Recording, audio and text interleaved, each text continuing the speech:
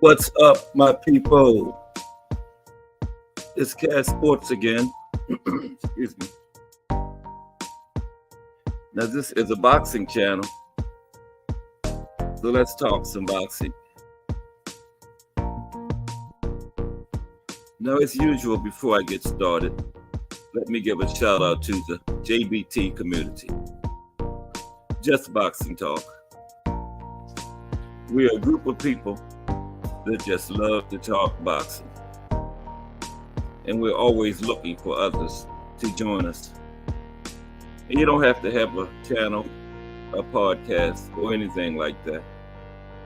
The only requirement is you have to just love to talk boxing. See Aunt McQueen in the building. What's up, Aunt? We're back again for another afternoon of boxing talk. It's Friday. And you know what tomorrow is? The fight we've been waiting on and buzzing about for months. Regis Prograis versus Devin Haney. And also don't forget the top rank card. Okay? Will BC defending his strap against Espinosa. The top rank showcasing a lot of their young stars, or stars to be. Like Xander Zayas, Bruce Carrington, former Olympian Tiger Johnson. So it's just going to be a great day of boxing. I'm looking forward to it.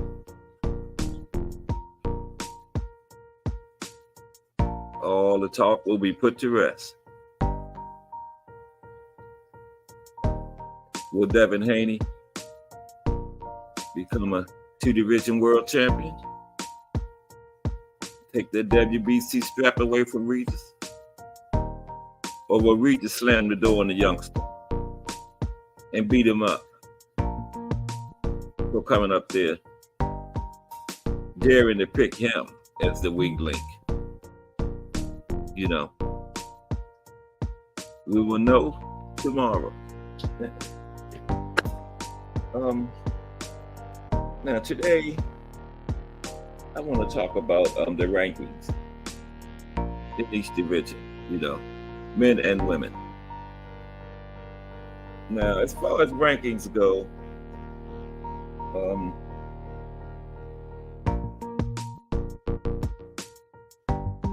I prefer Ring Magazine, you know.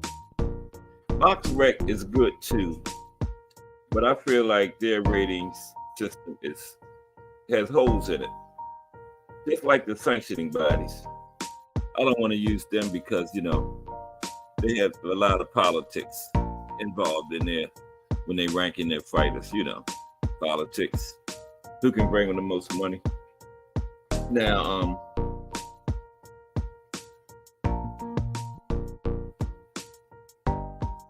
Ring Magazine isn't perfect, but I just personally feel like they get it right more than Box Rec and the sanctioning bodies do.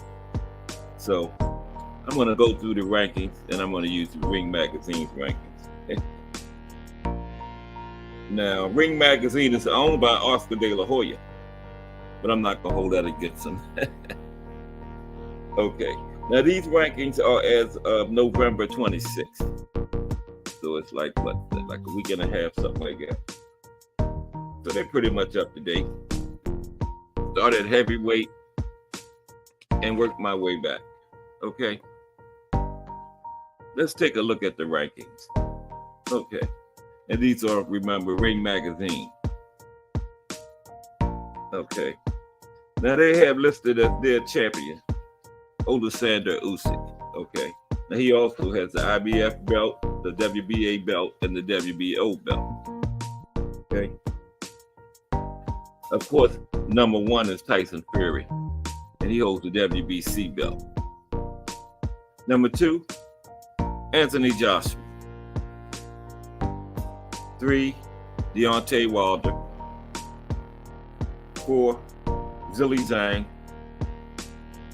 At 5 is Joseph Parker.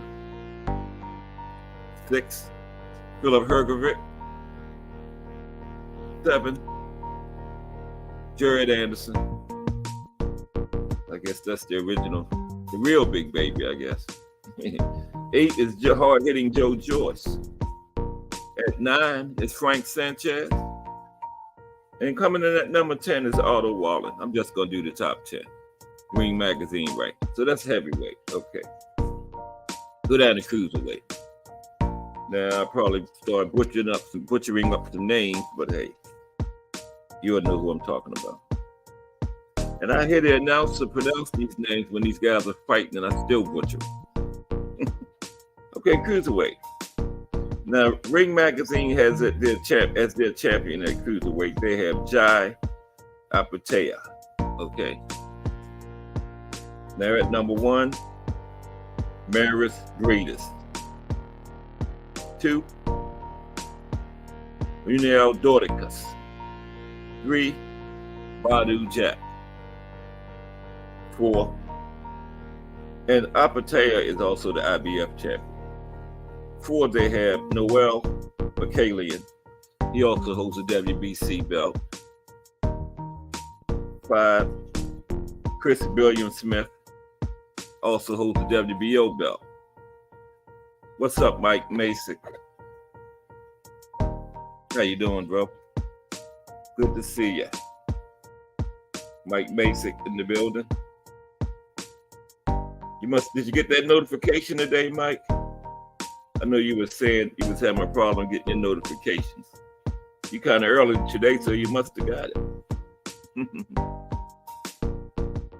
I'm on early too. I'm not early, but I'm earlier than I normally am. Okay. Just running down the rankings. Just to get a little refresher on, where all the fighters are ranked. And I use the Ring Magazine ranking. Oh, yes, you got it. Good, Mike. He must have used that procedure Bruce Gas told you. Unsub and resub. So anybody having problems getting the notifications, just unsub and then resub and then hit the bell. Okay. Now I'm working on the cruiserweight division. I believe I was at number 3. Badu Jack is 3. Okay. Number 4 at cruiserweight is Noel Mikhailian, and he holds the WBC cruiserweight belt. These are the Ring Magazine rankings. Me personally, I just think they get it right more than the sanctioning. Then Box Rec is good too, but the sanctioning bodies, they so political, That's why I don't use their rankings. Okay. Number 5, Chris Billiam Smith, holder of the WBO belt. Number 6, Lawrence Oakley. 7, Richard Porte. I told you the butchering was starting, but you know what I'm talking. Y'all know what I'm talking about. Y'all hardcore boxing fans. Number 8, Arsen Golamarian, and he's the WBA super champion. At number 9, Matisse Masternak. And rounding out the top 10 for the cruiserweight division is Sarslan Asbarov. Okay, those are the top 10 cruiserweights according to Ring Magazine. Now, like I said, Ring Magazine is owned by Oscar De La Hoya, but I'm not going to hold it again. Okay, let's drop down to light heavyweight. The light heavyweight division. Top 10, according to Ring Magazine. Now, the championship spot is vacant. Okay? Now, at number 1, Dimitri Bivol, also WBA super champion. Of course, number 2 is Artur Beterbiev, and he holds the, what does he hold? IBF, WBC, WBO. Right. Number 3, Callum Smith. Okay. Number 4, Anthony Yard. Number 5, Joshua Buatsi. I guess that's how you pronounce it. Number 6, Dan Aziz. Number 7, another Alexander Gzozak. Told you, what you? If your name ain't Smith or Jones or Brown, I have a hard time with it. Number 8, Michael Eifert. Number 9, Ali Ismailov. And at number 10, Albert Ramirez. Okay, that was light heavyweight. Next, super middleweight. Okay, and super middleweight, Canelo Alvarez. He's the undisputed champion in that division, and also the Ring Magazine champion. Okay. Number 1, David Benavidez. Number 2, Christian Umbili. Number 3, Caleb Plant. Number 4, David Morrell, the youngster. A lot of people is high on this youngster. Says he only has 9 fights, but he's ready for the big time. I don't know. He has a belt. I think he has a regular belt, so throw him in there. And we'll find out if he's ready or not. Okay? The only way we're going to find out. And they have a point. The guy has the belt. Throw him in. I say throw him in there. Canelo, Benavidez, any of them. Throw Morello on in there. Okay? Number 6, John Ryder. Oh, excuse me. John Ryder is number 4. Yeah, John Ryder is number 5. Excuse me. Okay. Number 6 is Eric Bazanyan. Or Yan. 7 is Vladimir Shishkin. I'm not doing bad on these names, I don't think. 8, Jamie Munguia. 9, Diego Pacheco. 10, Edgar Berlanga. He wouldn't be in my top 10, but hey, this is Ring Magazine, so, you know. Edgar will never, I don't think he'll ever be a super champion or anything. Nah. He might be able to go up to cruiserweight and steal a belt or something. If he could, you know, put some more pounds on. But 168, 175, Edgar Berlanga can't forget it. Okay.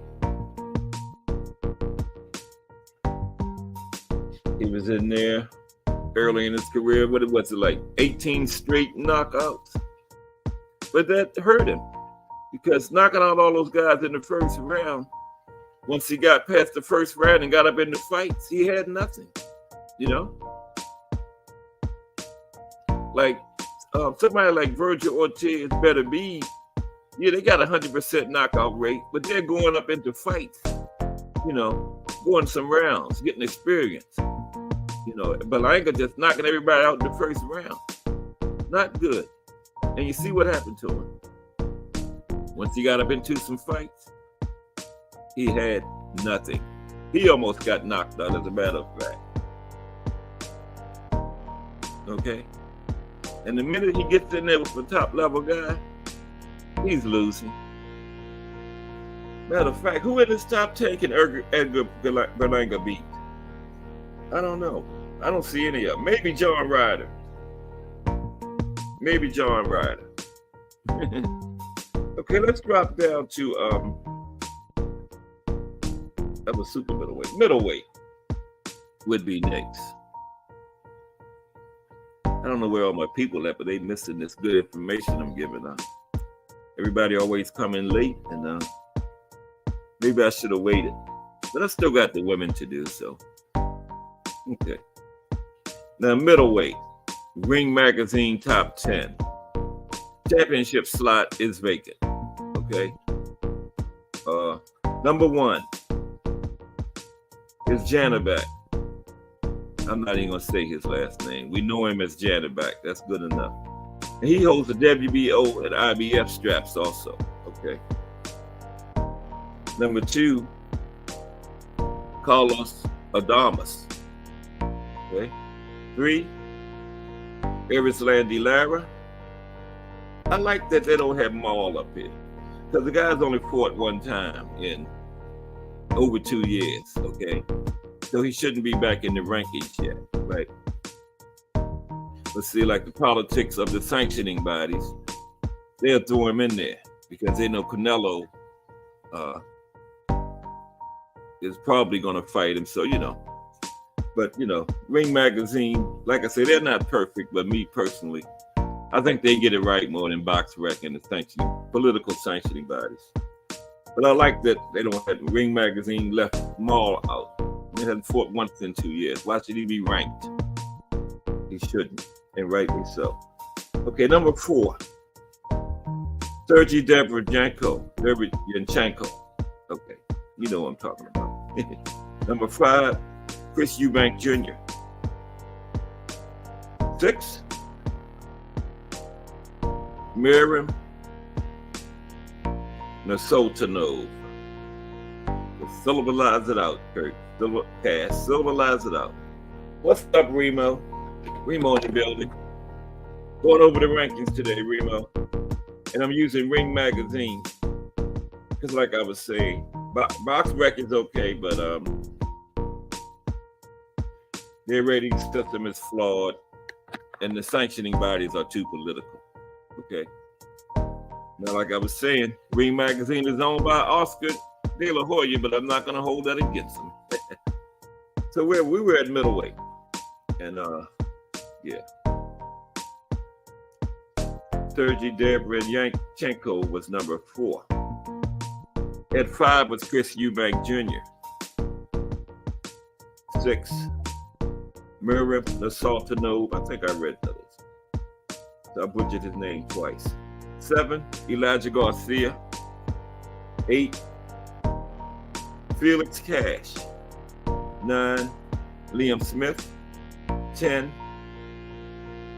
Hamza Shiraz. That was middleweight. Okay, next would be junior middleweight.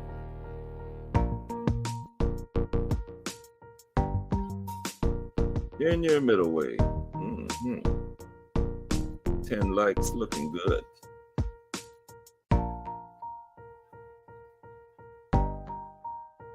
Put you over there, phone. Okay, now, junior middleweight. Ring Magazine top 10.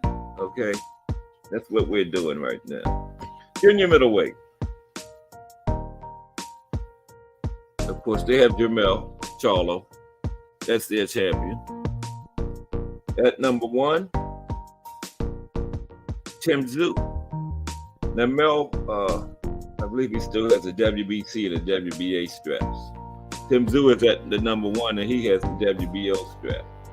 Okay. Nobody calls him email champion. But they wanted to call Devin email champion. They want to call Boots email champion. I never heard of Tim Tszyu called email champion. Why is that? He got the belt the same way when Devin first got his. I believe it was WBC, and then the same way Boots got the IBF. It was awarded to him. Right? I don't look at any of them as email champion, but people are just have their picks. A guy is awarded the belt. What is he supposed to say? Oh no, I don't want it. Of course not. You would rather be in the ring and hear Nzanu, but it don't work out that way sometimes. So you're still just as much champion if it was awarded to you or you won it. Okay? So Tim Tszyu is number 1. Excuse me. I'm a sore throat today. At number 2 is Brian Mendoza. Wow. Number 3. Now, I'm not saying I agree with these rankings, but this is just how Ring Magazine has it. And that's the one I go by. 3, Sebastian Fundora, the Towering Inferno. 4, Erickson Lubin. Pod, Jesus Ramos. 6, Israel Madrimode. 7, Tony Harrison. 8, Michelle Sorrow. 9, Charles Cornwell. And at 10, junior middleweight, Serhii Bohachuk. That's junior middleweight rankings. Ring Magazine. Next up, the welterweight division. Okay. Welterweight. Champion, Terrence Crawford. Terrence Crawford has still has the WBO and the WBC. Okay. I think I know the Brute says the IBF, but Terrence Crawford is the Ring Magazine champion at welterweight. Of course, number 1 is Earl Spence. 2 is Jerron Ennis, and he has the IBF belt. 3, they still have Virgil Ortiz Jr. And this is as of November 26th. So they have Virgil Ortiz at 3. 4, Emantis Stanionis. Only reason I pronounce his name right is because I heard it so many times. At number 5, Giovanni Santillan. Number 6, Cody Crowley. Number 7, David Avanesian. Wow. Number 8 is Shakram Giyaso. You know what I'm talking about. Number 9, Mario Barrios. Likely next opponent for Jerron Boots Ennis. And number 10, Alexis Rocha. Okay. That's the Ring Magazine top 10 welterweights. Okay. Junior welterweight is next. Ring Magazine champion at junior welterweight, Teofimo Lopez. They got Josh Taylor at number 1. Now, this is the division that I disagree with the most, Ring. Josh Taylor, number 1. Number 2, Regis Prograis. Number 3, Jose Ramirez. They got Subriel Matias all the way down at number 4. Wow.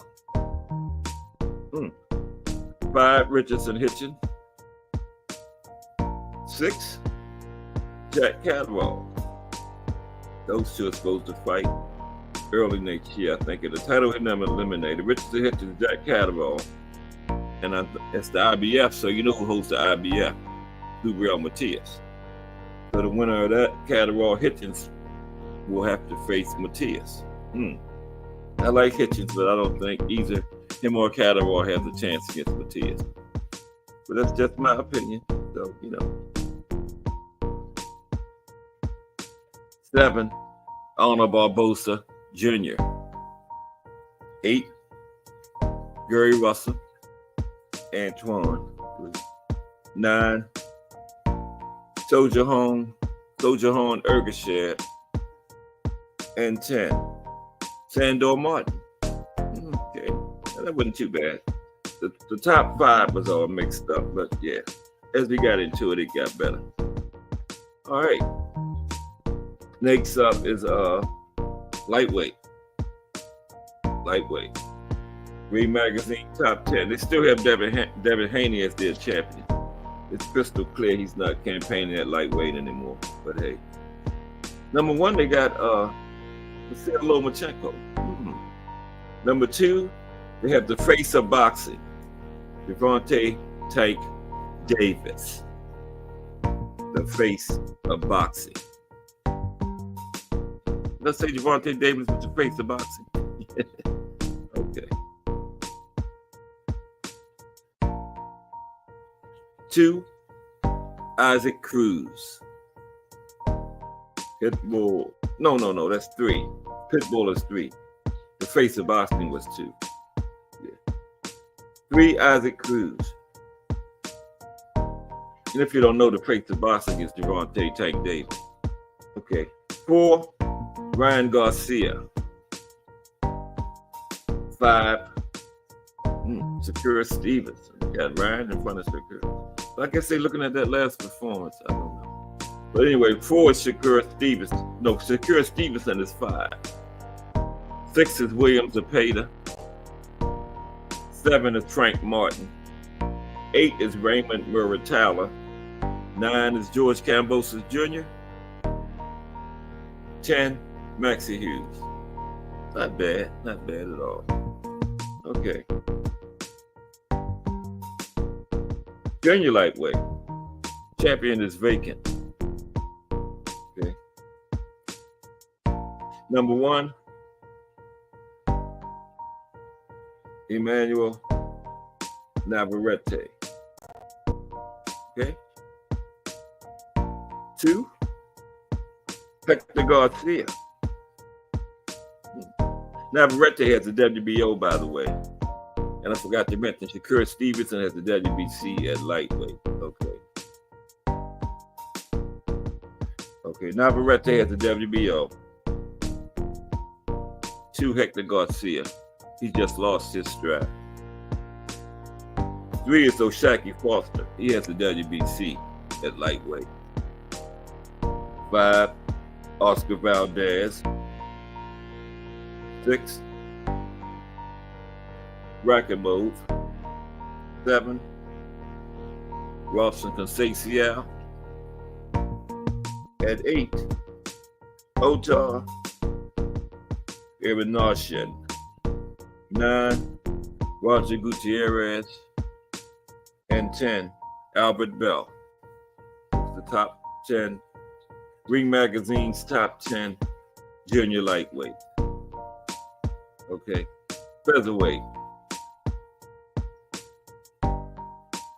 126. Okay.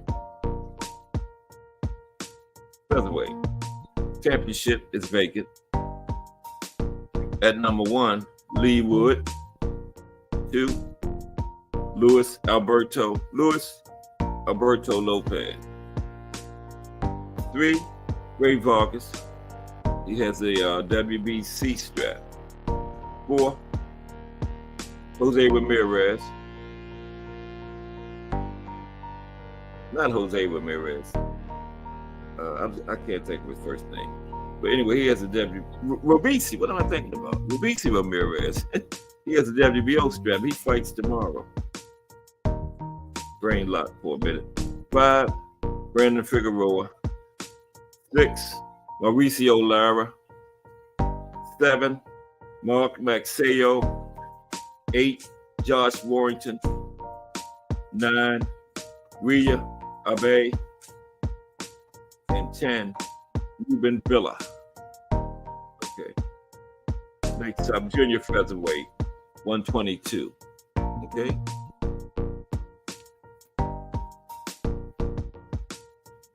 Take a drink of water right quick. How was everybody doing on this Friday afternoon?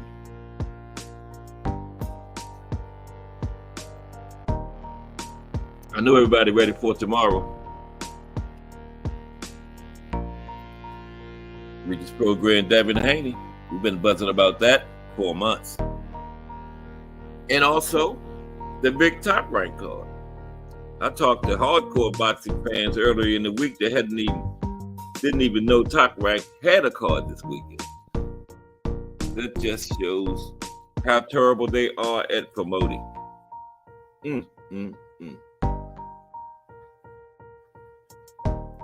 Did they have a final press conference yesterday? I know they had to have the weigh-in. They just don't promote them. You know? It's crazy.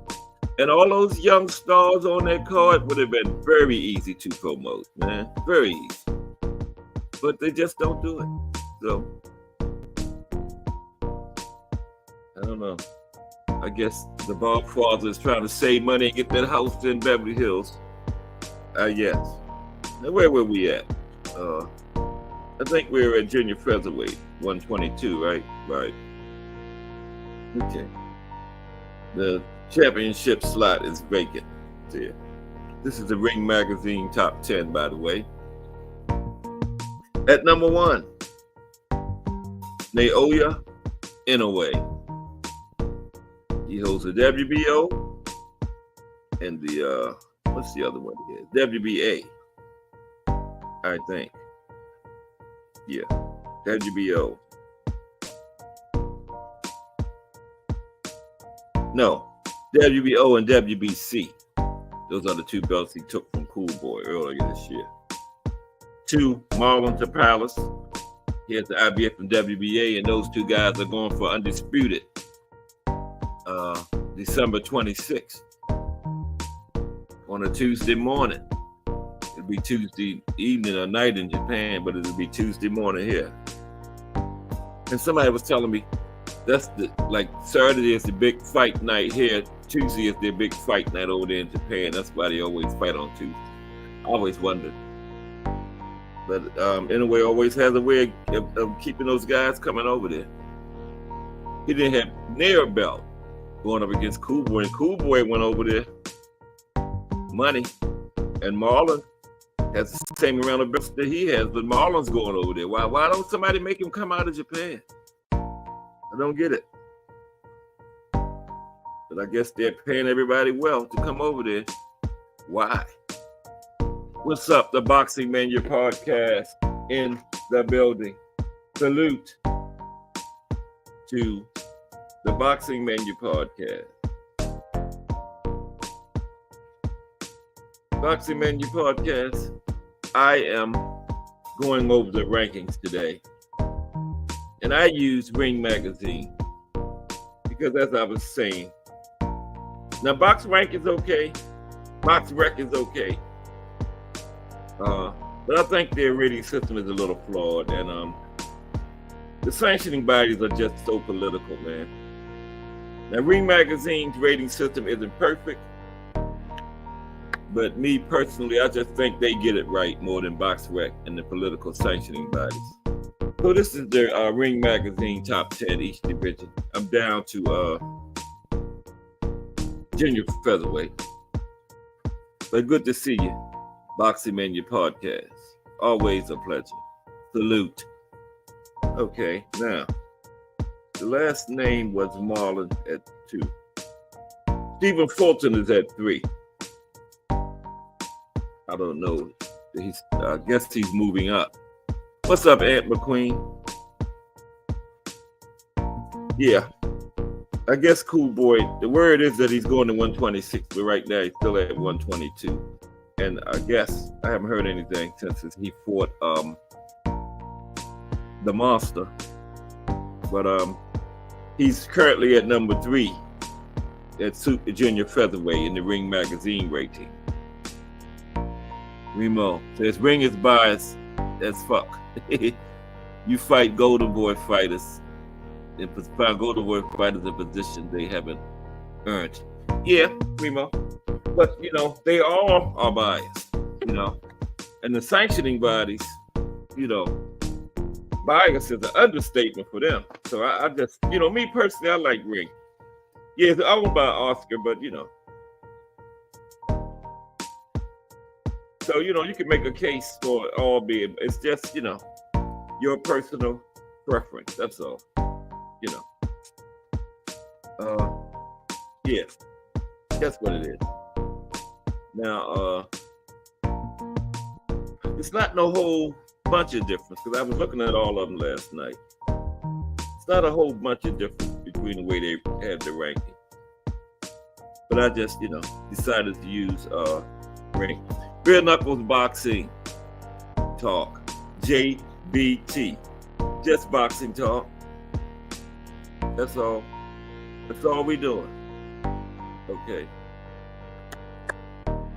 Just boxing talk.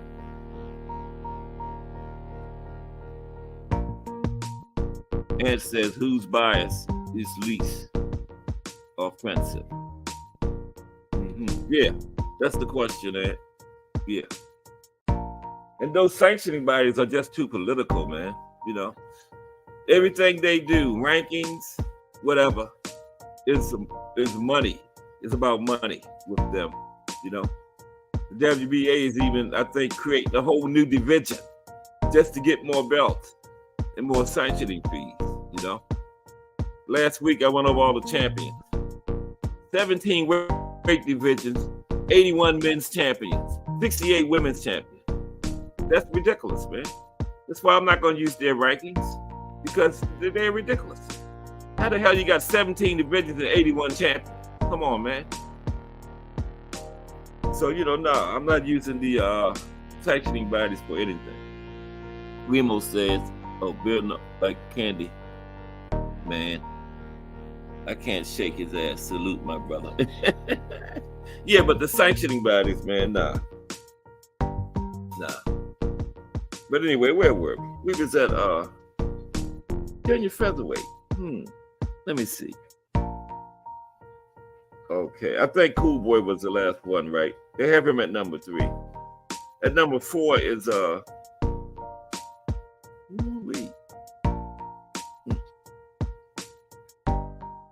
okay, I'm just gonna skip him. AKHMADALIE. He's at number 4. I'm not even gonna attempt that. First or last name. First name is MURODJONI. Last name is AKHMADALIEV. Akmandaliev, I guess. God, I didn't see Skywalker in here. Skywalker's in here? What's up, Skywalker? I don't see you, but you always say I know you always told me that you're listening.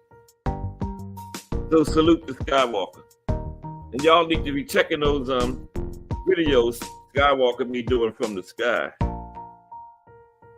You know. The man is literally up on the side of a building interviewing his co-worker about boxing. It's fire, man. Those things, there he is. What's up, Skywalker? Skywalker Boxio found TWT, the winning team. The man is literally up on the side of a building interviewing his co-worker about boxing. It's fire, man. I don't know why those things don't go viral, man. I enjoy those. Okay. Let's get back into this rankings. Okay. Yeah, I remember exactly where I was at. Number 5. We're junior featherweight. Number 5 is Louis Neary. 6, Sam Goodman. 7, Rais Alim. 8, Azat. 9, Elijah Pierce. 10, TJ Doheny. Okay. Next, bantamweight. 118. Skywalker says, I'm hyped up for tomorrow. Fire.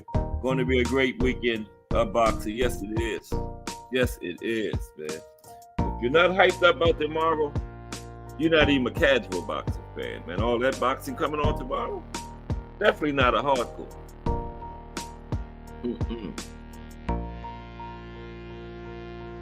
Definitely not a hardcore. Okay. I might have a special guest one day next week to interview too, so keep that in mind. Okay? Special guest next week, possibly. I don't know what day, so stay tuned. Okay? Bantamweight, 118, top 10, Ring Magazine. Championship is vacant. Okay. Number 1, Jason Maloney, also the WBO champ. 2, Emmanuel Rodriguez, IBF champ. Yeah, Ring Magazine is owned by Oscar De La Hoya. to Remo's point about the Golden Boy fighters getting preference in these rankings. Real Knuckle Boxing says, yes, sir, it's going down. Just hope they don't disappoint us with hugging and running. That would be sad. Red Knuckles, you picking Devin, you just described him, hugging and running. You just described your boy, Beard Knuckles Box. You know that's what he's going to do. Come on now. What else is Devin going to do? Hug and run and pot shot. You know that. Remo and Skywalker. Hype is an understatement. I need a good meal and bottle of tequila. Okay.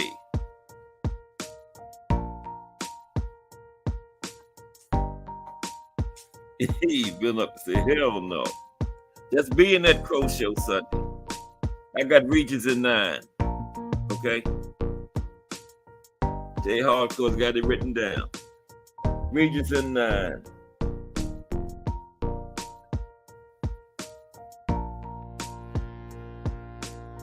Devin is going to hug and run.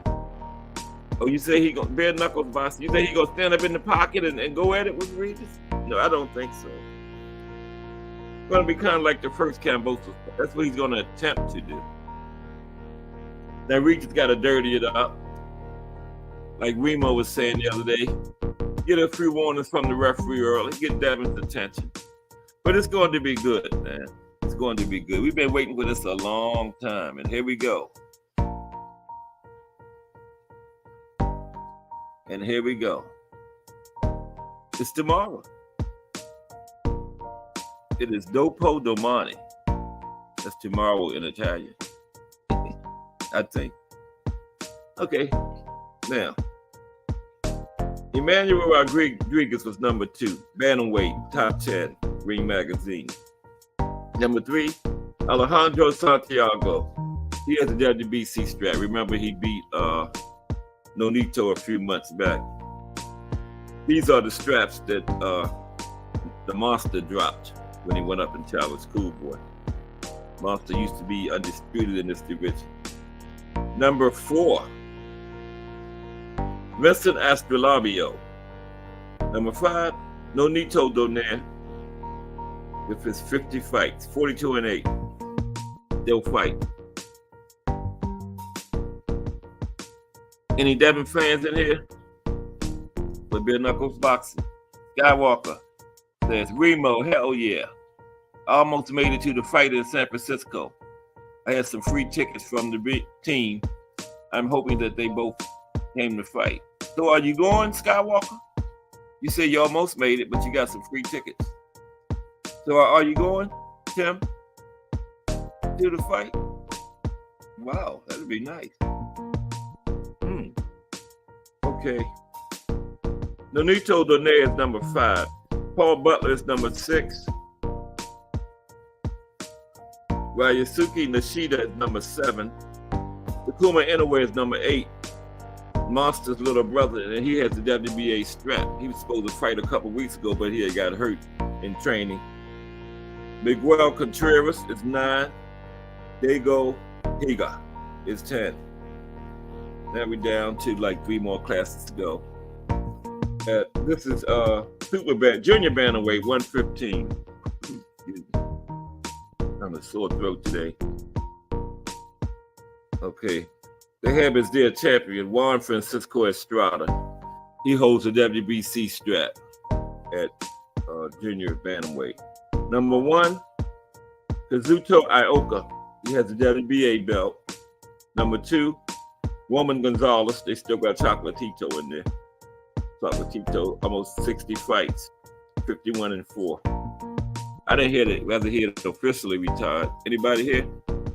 Whether it's Chocolatito had officially retired, but he's still at rank number 2. Junto Nakatani is number 3. He's a WBO champion. Julio Cesar Martinez is number 4. Kasi Tanaka, number 5. 6 is Soa Rungvisai. 7.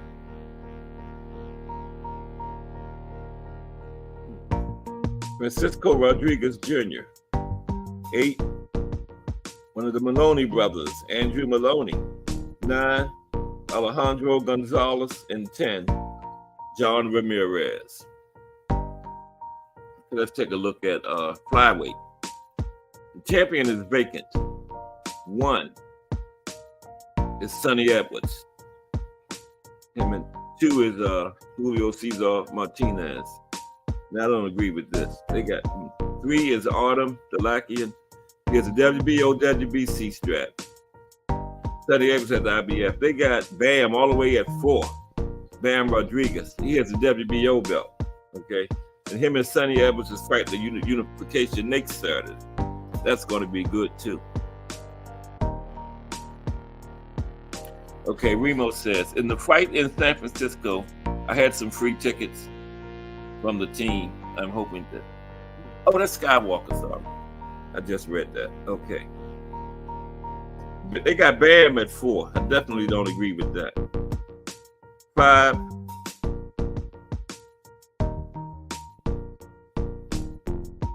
I can't even read my own right. 6, Jimenez. 7, Sandoval. 8, Alvarado. 9, Rosales. 10, Aki. I started just writing the last names. Those names got so hard to pronounce. Junior flyweight, 108. Wow, no grown man should be weighing no 108. Champion, Kenshiro Teraji. He has a WBA, WBC straps. Number 1, Jonathan Gonzalez, holder of the WBO. 2, Fury, he has the IBF. 3, Butler. 4, Soto. 5, Shingo. 6, Yabuki. 7, Gonzalez. 8, Matellin. 9, Fajardo. 10, Iwata. I don't even really know too much about these small weight divisions. I see a few names that I recognize. And finally, at minimum weight, 105. Woo, 105. Anything under 105, minimum weight. 1, Nayai Strong, holder of WBA. 2, Shigioka. Yeah, I'm gonna do some butchering now. Shigioka has the WBC and IBF. I had them down for 203. Wow. 4, Collazo, WBO. 5, 6, Jerusalem. 7, Cuarto. 8, Mendez. 9, Amparo. 10, Rosa. Now, let me do this. Excuse me for 1 second.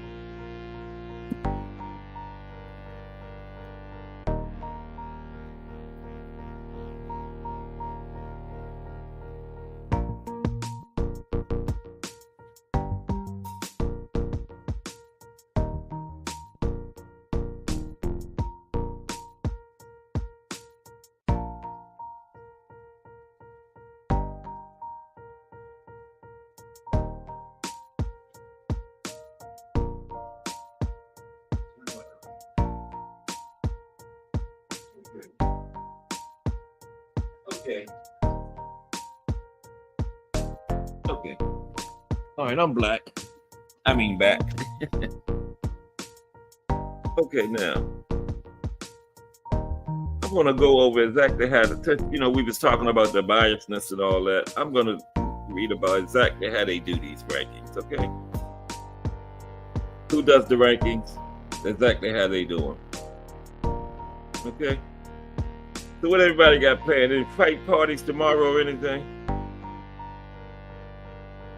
Me and my wife always watch them together. We've been watching fights together for like 40 years.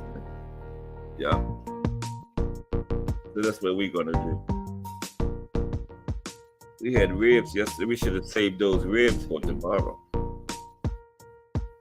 Yeah, we're going to have a nice little meal and watch the fight. Get our heads bad.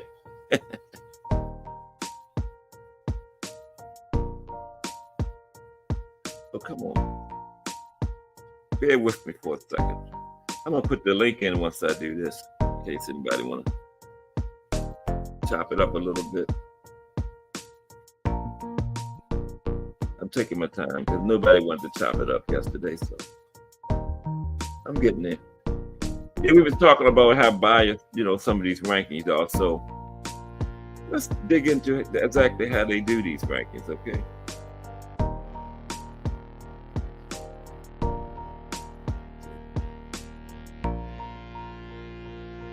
Pardon me, bear with me for 1 second, please. And the Friday night hangout is tonight. Don't forget, over at Hardcore Boxing News with Jay Hardcore and the crowd. I missed it this morning, but I'll be in there this afternoon. Tonight for the Friday night hangout. It's always wild in there. Have your drink and be prepared to do some laughs.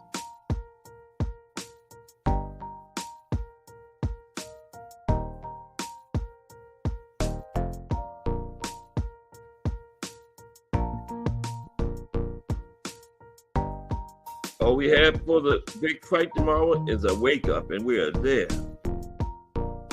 Tomorrow's gonna go by slow. Yeah, now I subscribed to the Zone last weekend, so all I gotta do is pay the 50. If you're not subscribed, it's 70 something. Both made weight. How did Devin look? Hey Remo, did they do the public weigh-in or did they just do the show thing? Because I didn't see it.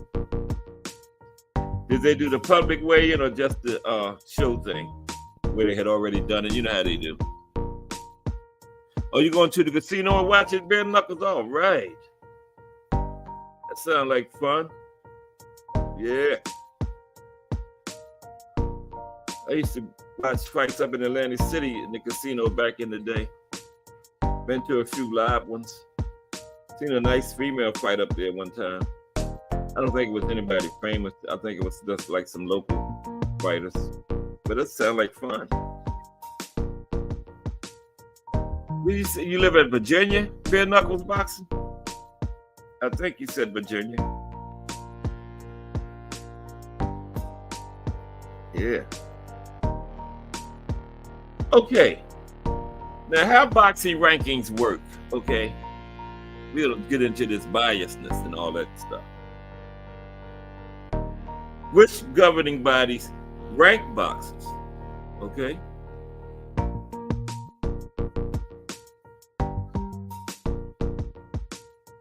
Now,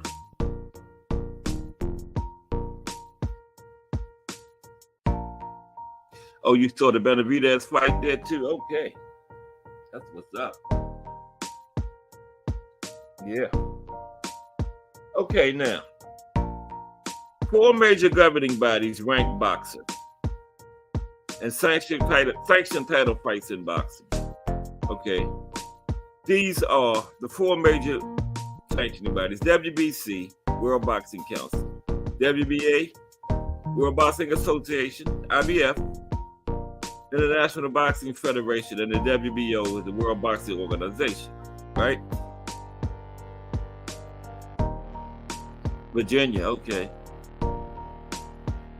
Now, these 4 bodies are widely recognized as the only legitimate governing bodies in boxing by the sport, media, and fans, okay? However, even more importantly, every one of the big 4 recognizes only the other 3 as the only other legitimate governing bodies in boxing. On the other hand, some other organizations and initiatives provide professional boxing with rankings and even title fights. However,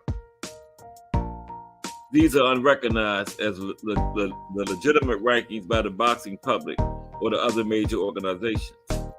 One example is the International Boxing Organization, IBO, which despite having some notable champions showcase their belt after fights, is not recognized as a major sanctioning body by the other world organizations or by most of the boxing public. Okay? Now, having 4 different sets of rankings is confusing for many casual observers of the sport. Featured for some hardcores too, like myself. Other notable organizations that try to provide some clarity across weight divisions are the Ring Magazine and also the Transnational Boxing Rankings Board, TBRB, Transnational Boxing Rankings Board. Okay. These rank boxers according to their own rules and policy. Okay. Now, how often are boxing rankings updated? Rankings in boxing are updated once a month, okay? The different governing bodies favor different times. The IBF and WBC tend to release its rankings in the first week of the month.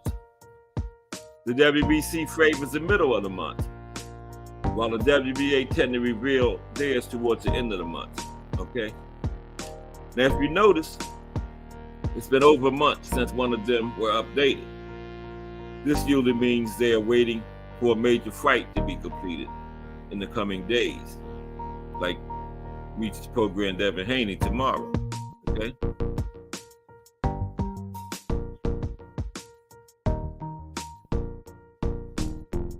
Okay. You will often notice that newly crowned champions still appear in the top 15, while recently dethroned champions are nowhere to be seen. This is simply because the rankings have not been updated since they fought, right?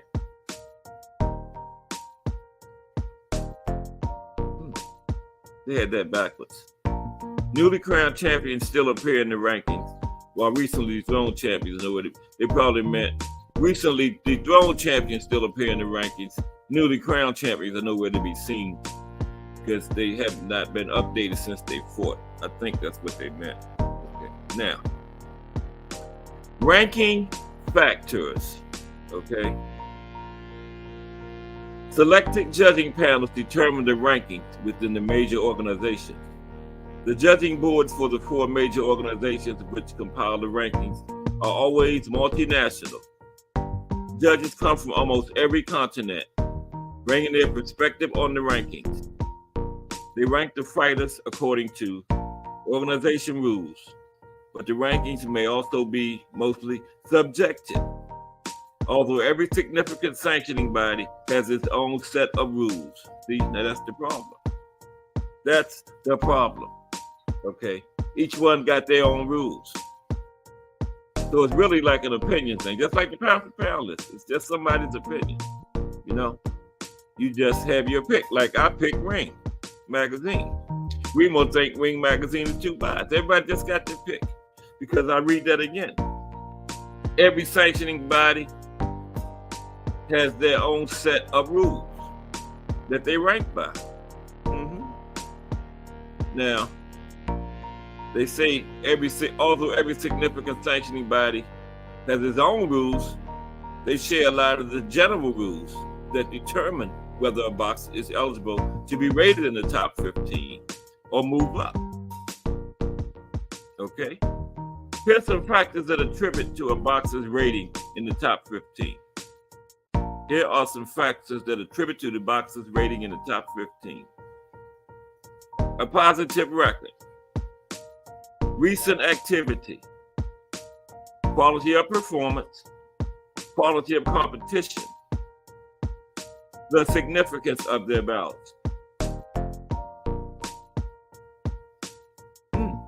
Accomplishments and record in amateur boxing. Now, what would that have to do with it? Accomplishments and record in amateur boxing. Anybody understand that? Having a clean drug record. Having a regional title in any other organization's regional affiliates. Also, there are some specific rules from every organization for a fighter to be ranked in the top 15. Now, the WBC requires boxers to have, this is WBC, because you know they all got different qualifications. WBC requires you to be in their top 15. Competed in at least one 10-round bout, okay? fought against another rated fighter, which may also include those ranked in the top 15 of other world organizations, recognized by the WBC, within the 18-month period from the time the boxer was rated. Okay. Another example is the WBO's requirement for a boxer to have competed in at least 2 contests scheduled for 10 rounds, or 4 contests scheduled for 8 rounds. Okay. See, now the WBC, you only have to be fought in at least 1 10-round bout. The WBO, they want you to have fought in at least 2 10-round fights or 4 8-rounders. Okay? I think I read that right. 2 10-rounders or 4 8-rounders. Okay. Now, you don't have to go the whole distance, but at least the fight had to be scheduled for that. You have to compete in those things, those types of fights.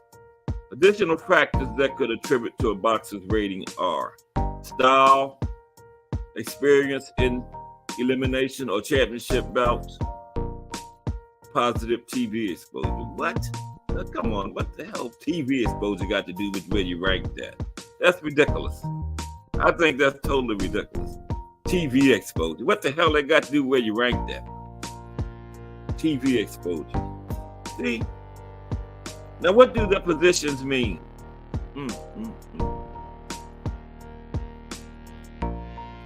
Okay, bear with me for a second. I'm into my second hour. I got to drop the link. Let me drop that link in there. Where is the link?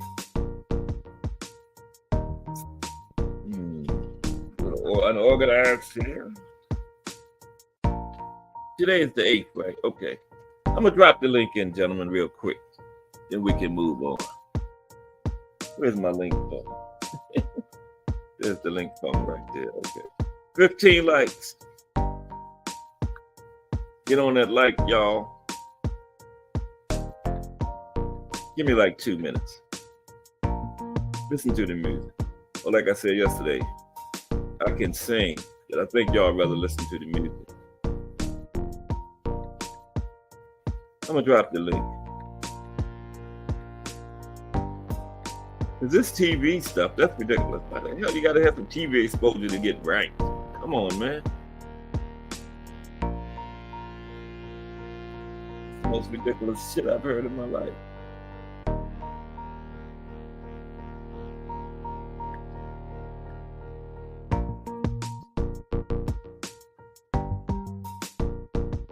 Be right with you.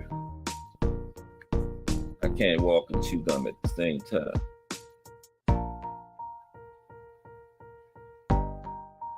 Y6E. Okay, there it is. Whoops, there it is. Now where was it? Okay. What do the positions mean? Also, there isn't a perfect formula and exceptions occur very often. Particular positions in the top 15 rankings usually bear some advantages and obligations for the boxer ranked. Okay?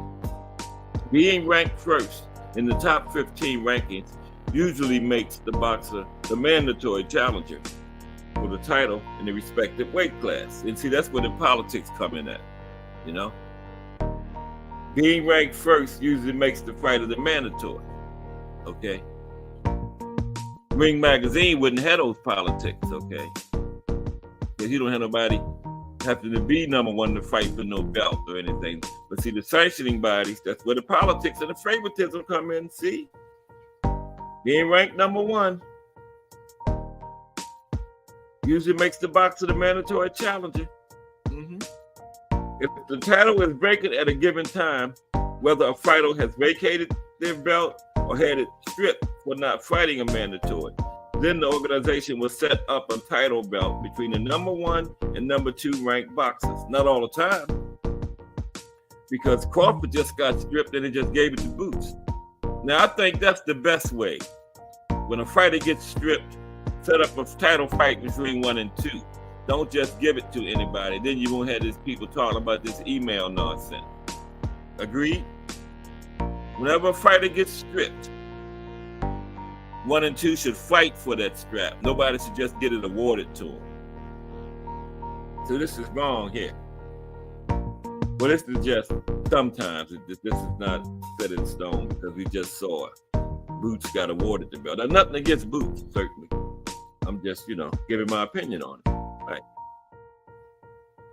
The organization will set up a title bout between the number 1 and number 2, but that don't always happen. We just saw it didn't happen, right? If those boxers are available to fight, either as mandatory challenges or in eliminators, the organization will generally work down rankings, offering the opportunity to the next highest ranked boxer. So yeah, if 1 or 2 isn't available, go to 3, right? And on down the line, instead of just awarding it. I'd have had many round robin of 4, right, Remo? Yeah. Any of that would be better than just awarding it to somebody. You should have to fight for it. Okay? Bruce would have probably preferred that than just being awarded it. A fight number, I don't know who, a fight number 2 for it, right? I'm pretty sure he would have. It's not his fault that they just awarded it to him.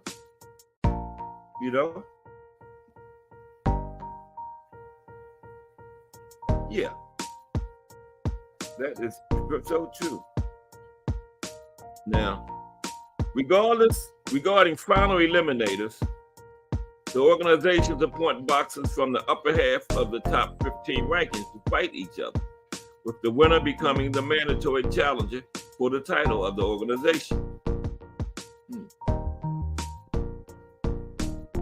Fighters ranked in the bottom half of the top 15 can box in eliminator fights, which would eventually lead to a better ranking, a final eliminator fight, or even an eventual title bout. See, that's how it's supposed to be, but they don't do it like that. Politics, What in the world was Terrence Crawford doing fighting David Ebenezer? He was the champion, right? If they go by this thing, what was he doing fighting David Ebenezer? That shouldn't happen. That shouldn't. No.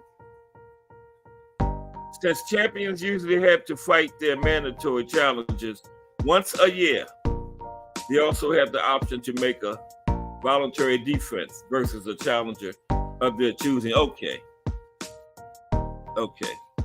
So Crawford had fought his mandatory within that year, so he fought Ebenezer because then he had the option of fighting a challenger of his choosing. Okay. I got that. That's why he fought David Ebenezer. They must have heard because they explained that question right away. Yeah, Remo, he was ranked. And what I just read, Bud had fought his mandatory for that year, so he could fight anybody he wanted to after that. He didn't have to be ranked, Could have fought the top number 50. Once you fight your mandatory within that year, you can fight anybody you want to. But I still, for the fans, it should be a top fighter, But hey, so you can fight anybody you want to. And that's what he did. Oh, I lost my place. Up there choosing. However, they can only choose from the top 15 ranked fighters in their division. It goes to what you said, Remo. He was ranked. Good point. Now, if you fight that mandatory defense, you can fight anybody you want to, but they still got to be ranked. So you're right, Remo. He was ranked. And how do you say you're not a hardcore, Remo? You just said exactly what the thing was before I even got to it. Come on, stop it. Okay, where was it? Choosing. Ever. Have to be ranked in a division, right? They have to be ranked in a division, opening the way to a title belt for a boxer ranked fairly low in the top 15. Okay. This rule is pretty flexible, and you will often see how hand-picked opponents for voluntary defenses who were outside the top 15 suddenly making appearance in the updated ranking for the organization the following month. See what I've said? That's the politics. Listen to this. Now, once you fight your mandatory, you can fight anybody you want to as long as they ranked. But this rule is pretty flexible. Oh, shit. Hold on. Excuse me for 1 second. Let me wipe my whole article up. I'll get ready to make an excellent point, man. My big fingers. Close the whole article up. I'm going to get it back. Give me like 2 minutes. I'm getting ready to make it excellent. I can make it without the article. Now, they said, once you fight your mandatory, you can choose anybody you want to fight as long as they are in the organization's ranking that you're a champion of. But suddenly, you'll find a fighter in the top 15 that wasn't in there before. That's the politics. You let them know you want to fight a certain fighter, and they got to be ranked. All of a sudden, they ranked miraculously. That's the politics that those sanctioning bodies do. Now let me get my article back.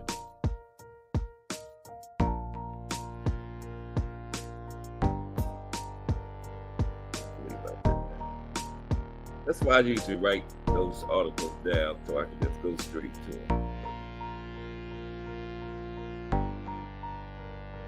I was working on this last show last night and fell asleep, and then I had to rush and do it today. I got up at 12 o'clock. I was late. Today is Friday. Today is Friday. Big fight is tomorrow. I'm trying to get back to my article.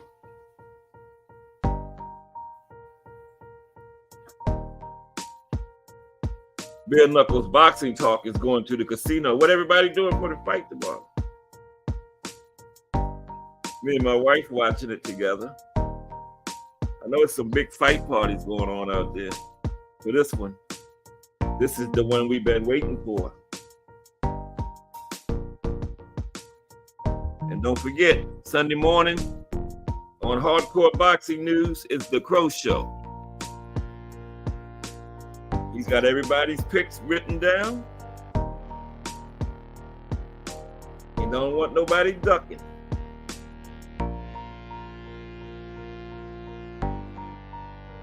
You got to come to that Crow Show. The only thing I don't like about the Crow Show is this. You always have a person or two that come in there talking trash that didn't say one word before the fight. They sit out there watching the chat the entire time we giving our picks. Then once the fight is over, here they come talking trash about who won, but never said one word before the fight. I hate that. Come on. If you don't talk before the fight, don't come in the Crow Show and say anything. Okay? Please don't. Don't do that. That's weak, cowardly. But we're going to have somebody doing it. Watch. We're going to see a name come in there. Oh, Devin, I knew Devin was going to kill him. That we never seen before the fight. I hate that. That really pisses me off. That's cowardly. Okay? And I always call them out too. Don't do that.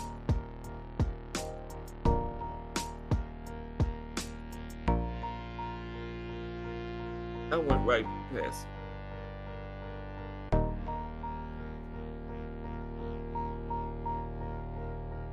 Okay, here we go. However, they can only choose from the top 15 ranked fighters in their division, opening the way to a title belt for a boxer ranked fairly lower in the top 15. Okay, here we were. Yeah, you notice that, Remo? We've been talking about this fight for months, but we're going to see a name Sunday in the Crow Show coming there talking shit that ain't said their word about the fight the entire time. You know, don't do that. If it was my show, I would block them, but I'm not going to do that on Jay's channel. You know, just like the Bud and Earl fight. I'm not going to say those names, but I've seen at least 2 people come in there bragging about Bud winning that we never seen before. Wouldn't come in and give their pick before the fight. Didn't have enough courage to do that, but don't come in talking trash after the fight. Come on, man, don't do that. That's coward. That's a coward. Okay. I gave my pick, Regis at 9. If he loses, I'd come in there and eat my crow. Not from nobody that didn't say anything though. Don't come in there and try to make me eat crow if you didn't talk before the fight, because I will give you the 86K. Okay, don't do that. The Crow Show is only for people that participated leading up to the fight. Okay? Now, let me let that go. But it is cowardly.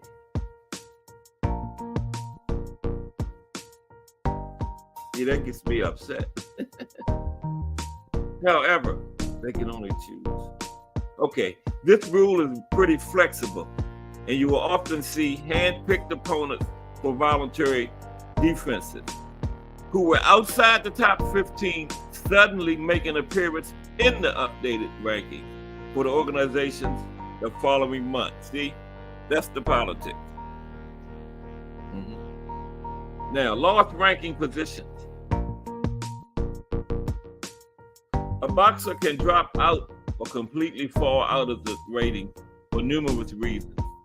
Although every significant sanctioning body has its own rules, a lot of them fall in line with some fundamental logical reasons for dropping out. Oh man, I smell ribs. Ooh, wee. My wife in there heating ribs up, y'all. General factors that contribute to a boxer going down the ranking or completely falling out are, of course, losing. B3, what's up, B3? Yeah, Dab having to strip down, not a good look. Okay, but B3, did they do the public weigh-in, or was it done earlier in just a show thing? Because I didn't see it. Now I'm going over some B3 in the building, by the way.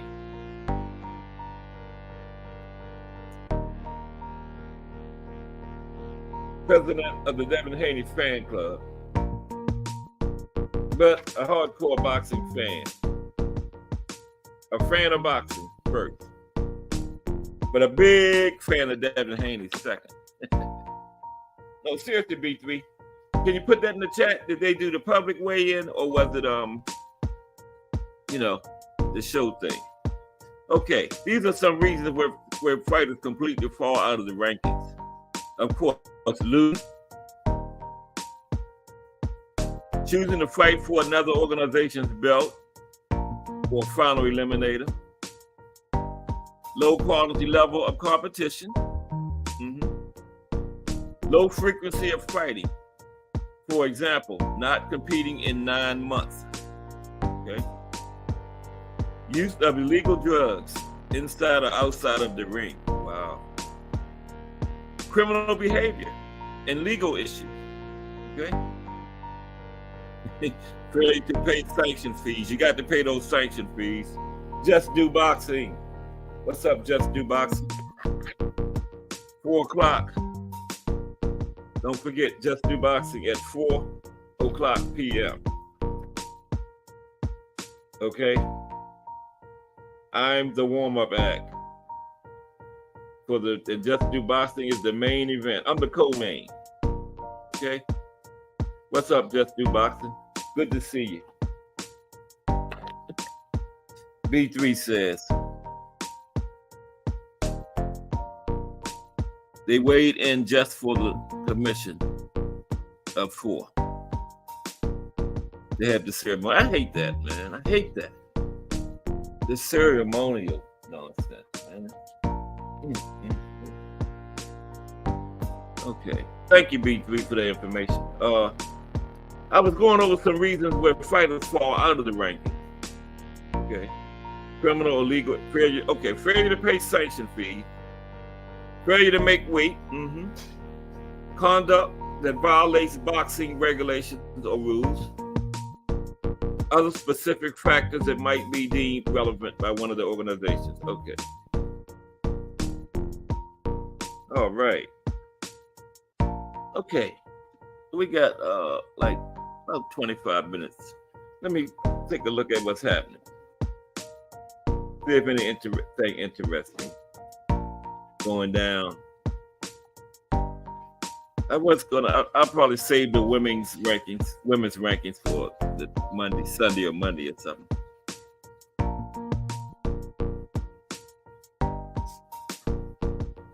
Just do Haney weighed in. Just do says Haney weighed at 141 first round. He had to strip down. Wow. Okay. So if he had to strip down, it must have been the public weigh-in, right? I guess.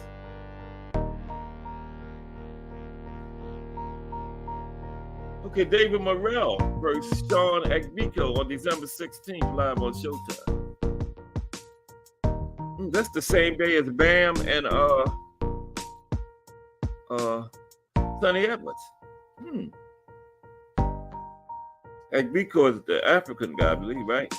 Sonny Agbiko, I don't know too much about it, but yeah, I think it is. Yeah. David Morrell Jr., the undefeated WBA super middleweight champ. He's the regular champ. And Minneapolis Darling is ready to rumble with knockout artist Tina Agbiko. Excuse me. This mega fight is headlining a Showtime extravaganza on December 16th. Morrell is fighting at home in Minneapolis.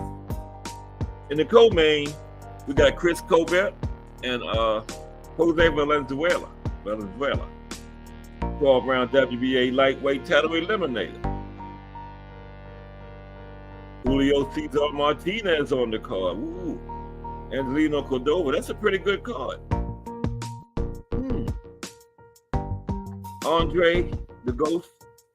Robert the Ghost Guerrero against Andre Berto. That's next weekend.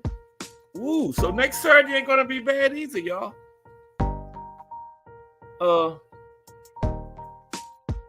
Because we got the unification between Bam and Sonny Edwards, and then this card. This is not bad. Berto and Robert the Ghost Guerrero, 10-rounder. That's a rematch. Morrell has been demolishing opponents left and right. He recently knocked out Olympic bronze medalist Yamaguchi Falcao. Yeah, he almost tore that man's head off his shoulders. That was terrible.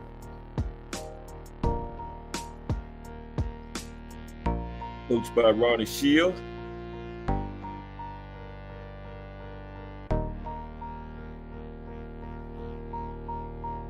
His style is a blend of technical prowess and raw power. He's a thrilling fighter to watch.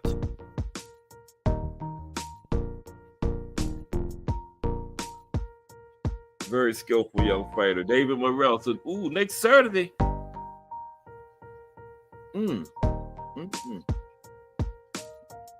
This year is going out of here in style, man.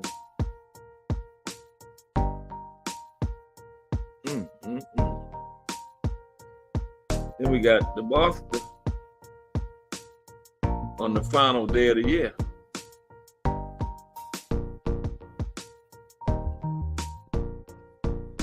It's that the 2023 boxing calendar has been filled with thrilling matchups, and the trend continues. On Saturday night, yes, that'll be tomorrow. Remo, as Regis was talking after the weigh-in, sipping water. Evan was one word, shorty. Yeah, I missed it. That was yesterday, right? Matter of fact, where's my water? Oh, there it is. That was yesterday. I'm not in my office today.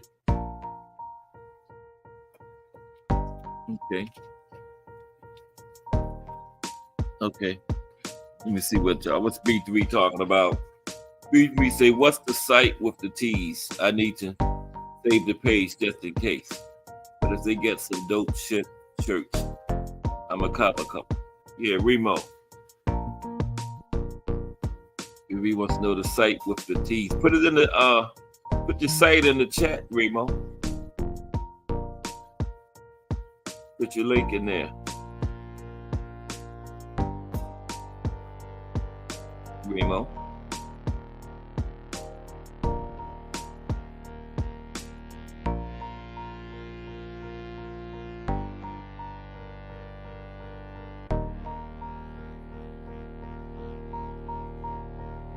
Yeah, all we got is a wake up.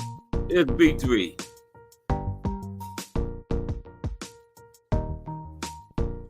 Stage. What's up, B3? Cass, what's good, fam? You there? Not too much. What's happening? What's on your mind, bro? Man, I just wanted to rap with loud and clear. I just wanted to rap with you for this last 20 minutes or so, man. This is okay, cool. Yeah, man. I'm just super excited for this weekend, man. We get this. It's gonna be a showdown, man. We got the ESPN card and the DAZN card, man. Mm-hmm. ESPN. Go ahead. Oh, excuse me, Big. Go ahead and finish. No, go ahead. I'm listening. No, I'm just saying ESPN, they haven't even really been promoting their card. I talked to some hardcore fans early in the week. They didn't even know about the ESPN card. That's crazy. Yeah, that's terrible. Yeah, that's terrible. I mean, I think they put Shushu on the card, so and they got Jahad Tucker. He coming back off of his loss. So those are two fights I'm definitely looking forward to. Of course, the other fights is good as well. Tucker Johnson is on there too, right? Wow, I think he is. Let me check the. Yeah, he is. Now that you mention. Wow. Yeah. So. Yeah, that's a nice card, man. We're gonna have a good day of boxing. I'm kind of upset I gotta work tomorrow, but I'll be off at 9, so I can still, I can still get it in and watch the fights. But Devin got to stop coming down from so much weight, man. I know. Because you can tell he's coming down from 25, 30 pounds, and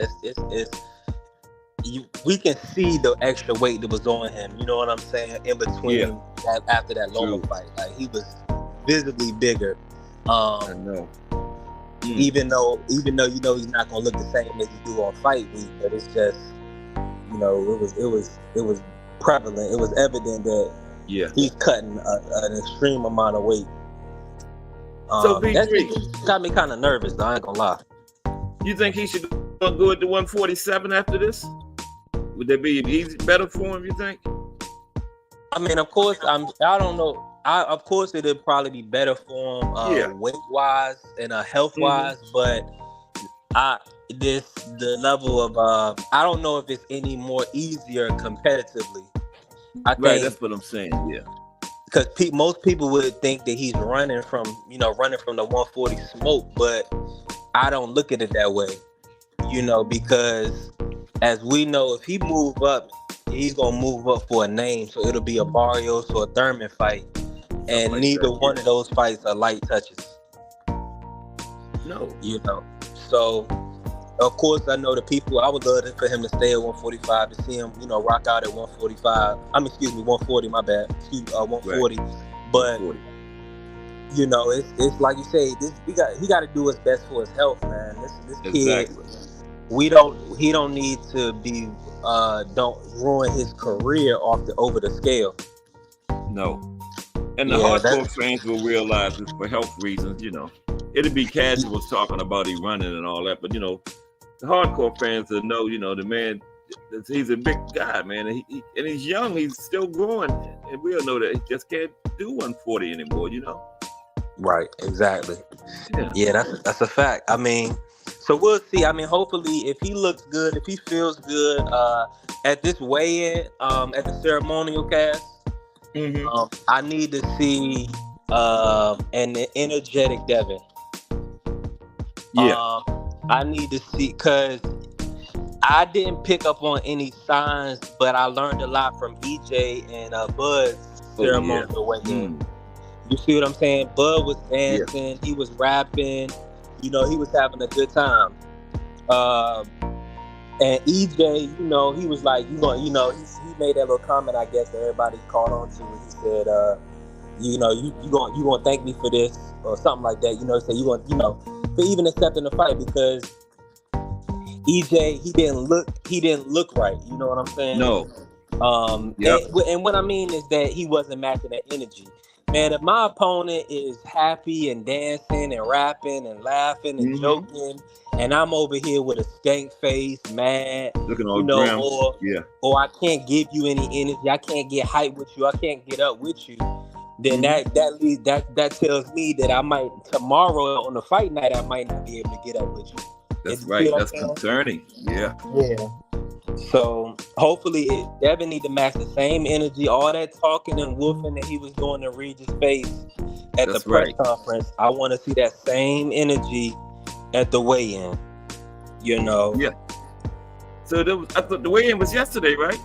The ceremonial weigh-in that's at 4. Today? Yeah, it's gonna be. They got to do this. Yeah, they got a ceremony. They normally did it on Thursday. Oh, you're right. The press conference, the weigh-in today is Friday. I got my days mixed up. I'm sorry. Yeah, it is. It's all good. You're right. Yeah, it's all good. It's 4:00. Hey, yeah, I believe that's what. Far away. 15 minutes. Yeah. Okay. Yeah. So Remo says so. Remo says so. Has he always been a weight bully? Hey, Remo already know what time it is, man. That was on my mind. That's what the people want to know.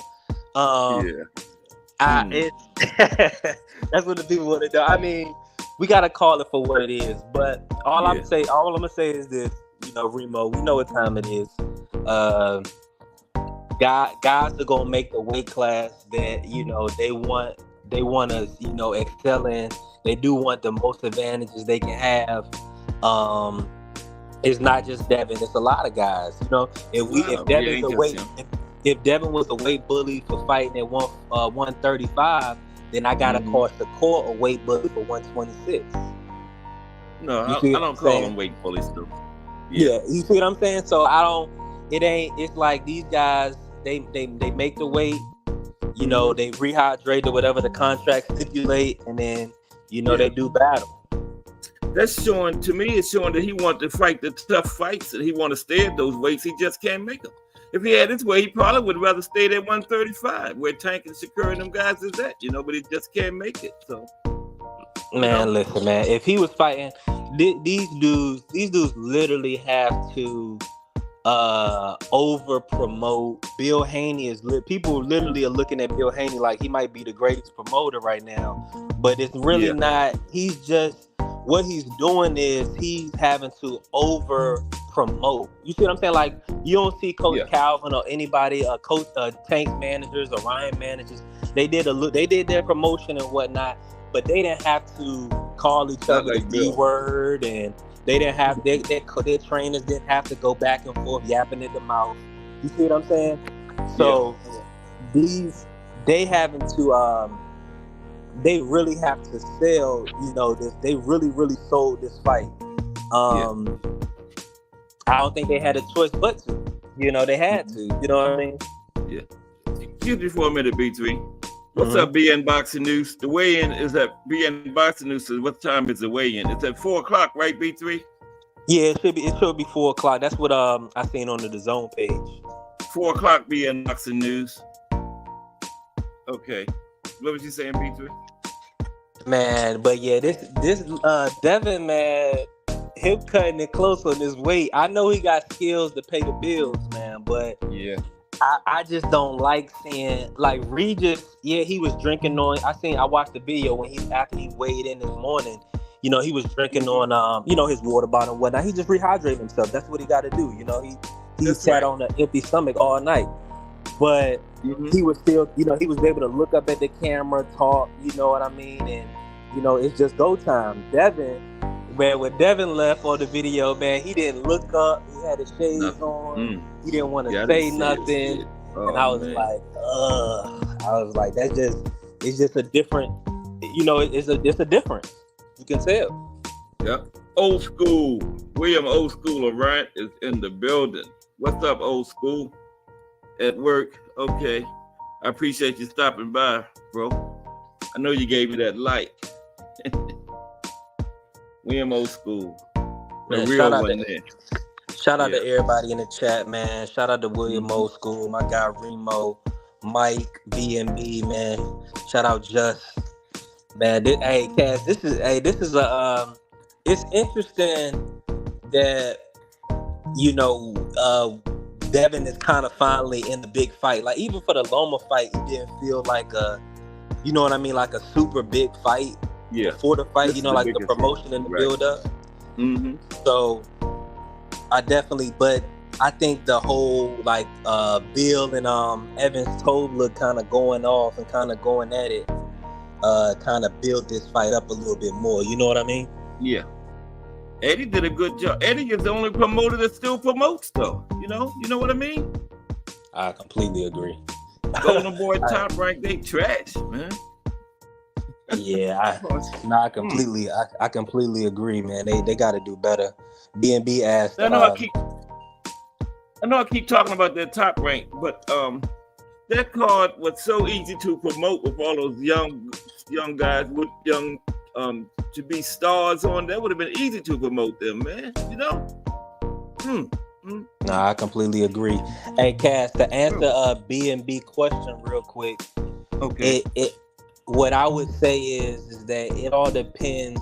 First off, I want to see. Of course, we got to see him in the ring first, because we don't know necessarily if he weight drained. I would say he's weight drained if his energy, if you know what I'm saying, if he can't recover. Because I think all boxers go through that, where they cut down to that weight. It hurts them the night before. Like, when they're weighing in, their body is physically depleted. They, like, even Regis said it, he could barely sleep. He said he got a few minutes of sleep. That's it. So, and you know, Cass, when you don't have no food on your stomach, it's hard to sleep. Like, sometimes I got to go eat something before I even go to sleep, just to go to sleep, because my stomach is hurt. So it's really all it's really going to boil down to is how these guys rehydrate and the level of energy they can. I want to see the level of energy they can produce today, which is the day of the weigh-in and the day they had to make weight. And then also, of course, before the fight, I want to see how energetic they are, you know, just to make sure that everything is a system go, you know, because, that EJ situation kind of, I was pushed back a little bit by it, man. It was kind of scary almost. Yeah. You know what I mean? When you think of how his eyes was and how, like, he looked so chill and so relaxed, he didn't look like he didn't look full of life in the locker room. Not like he normally do before fights. And then he literally got in the ring and fought for his life. You know what I'm saying? Like, he literally was fighting off Crawford. You know what I'm saying? He was like, if I watched that fight back a few times, Bud was on him, man. Man, Bud was on him, but EJ was literally fighting like he was clawing, like he was a crab and he was clawing to the top, or like he was like you know, in the bag and he had to pull himself out the bag. Like, he just kept trucking along. He was like he I don't know, man, like he worked on like he was like a grave digger or something, you know what I'm saying? Like you said, fighting for his life. But let me ask you this, B3. Now, if it was still same day weigh-ins, that would really affect Devin bad, wouldn't it? If they had like weigh in on Saturday and then fight that same day. Hey, 100%. God forbid, man. These they wouldn't be able to fight in that weight class. You see what I'm saying? I don't think they'll be able to do it because somebody will end up getting hurt. Yeah, somebody will end up getting hurt seriously bad. See, and a lot of and what people don't see is that the people, like, certain fighters, like, can't get pulled sometimes, can't quit. So, like, let's say, for instance, Davashev, right? Rest in peace. He was the ace out on that fight. Now, we've seen... Say that again? Who? He was the ace out on that fight with Matias. Again, Davashev. Okay, right. Maxim Davashev, the guy that Matias that passed away after the Matias fight. Yeah. He was the ace side? He Okay. was the A side. It was on the ESPN card. He was the A side on that fight, and his promoter, his team did not stop that fight. They let it go like till 11 rounds when they realized that, you know, he was really out of it. And then next thing you know, he couldn't get off the stool. He couldn't speak. He couldn't get off the stool or nothing. Like, they had to carry him and everything. I say that to say, man, with these dudes, we got their health is like it's a major factor. Like the day before weigh-in, they need to have it as early as possible. I wouldn't be mad if they had it at 12:01 a.m. You see what I'm saying? I think that's more beneficial to the fighters. Because these dudes, they risking their life, and it's old school, they looking good. The lights looking good, old school. Thank you. Yeah, go ahead, B3. I'm just spawning the old school. Yeah, so it was a good thing stopping them same day weigh-ins, then, I guess. You know. Oh, no question, man. These fighters, you want the best product possible. You see what I'm saying? Yeah. So it's like, for instance, like, why would, you know, not to switch topics, I know we about to hop off, but why would you want to fight a guy, you know, why would you send a guy off that's got an injury? You know what I'm saying? Why wouldn't you want to fight a guy at 100%? Why would the promoters want to put a fight on where the guy with an injury? You know, you want the best product possible. So, with that being said, you can't. Yeah, and the fans do too. Exactly. So these dudes, like you saying, Remo, man, these guys, they going down way too low in weight. I know they doing it to because it's what they're always used to doing it. You know, they've always had to cut weight and make weight. It's just, you know, when you grow, you know, you if you're campaigning in a weight class, you still have to reign supreme in that weight class. Nobody gonna cut you any slack in the sport of boxing. Yeah, I see what Remo's saying. Because, like, if it was same day weigh-ins, Devin would have to go to 147. He wouldn't have no choice. You know? Yeah, absolutely. Because he would have to cut all that weight and then do all that on the same day of the fight. No way, man. He would probably go in there and get killed in there. You know? No, seriously. Yeah. And that and I was talking a lot, so it made me miss my point. That's what I'm saying is, Devin, like, in a situation like that, like, he's the A side, he's the money man.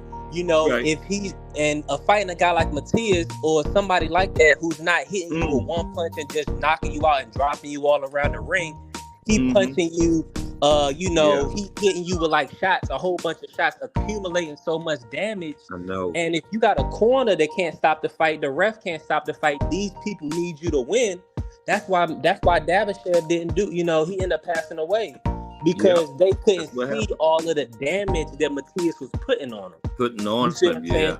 So these guys got to be real careful with this rate. I'm 100% with Remo that these guys, they need to be fighting at higher weight classes. You know, exactly, man. Exactly.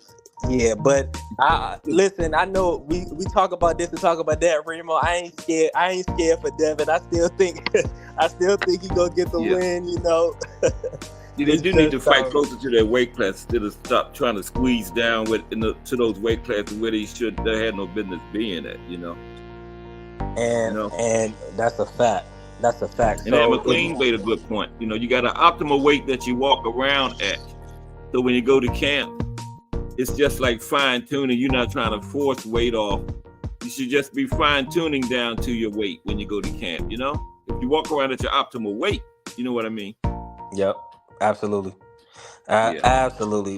And it's gonna be interesting. This fight gonna be very interesting. Very we are there, B3, just a wake up. Hey, and what people realize, and I know everybody realized this, Regis is like a hell of a fighter. Like I know even before he signed to fight Devin, or before that crazy ass Zorilla fight, like Regis was looked at as one of the top guys. You know what I'm saying? He wasn't looked at as no top 10 pound for pound or nothing like that. But he was definitely somebody not to mess with. Yeah, you know, so so Devin gonna have to come into the ring at full capacity and hitting on all cylinders. Because if he don't, because Regis, He tried to say Regis wasn't fast. I'm gonna need him to show us. Tampa Tommy, Thomas Morris in the building. You came at the end, Thomas. Well, look here, B3. I appreciate you coming up, helping this last Already, 20 Cass. so minutes. Already, I gotta Cash, get on man. up out of here now. Yes, sir. Appreciate you letting me on, Cash. Shout out Tampa Tommy. Anytime.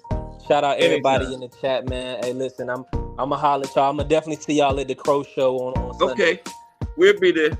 All right. Thank you. Appreciate you, B3. Of course. Okay, it is now time to move over to Just Do Boxing. So we're gonna move this party on over there, and I appreciate everybody. Okay, who do we have in here today? We had Thomas Morris, William Old School Arant, BN Boxing News, Just Do Boxing was in the building. B3, Skywalker, Bare Knuckles Boxing, The Boxing Menu Podcast, Remo, Mike Mazik, and Aunt McQueen. And I appreciate my panelists today, B3. And my little small channel is starting to grow. But you know what I always say too? You gotta be small before you can be big, right? Cat Sports, y'all. Take care. Peace.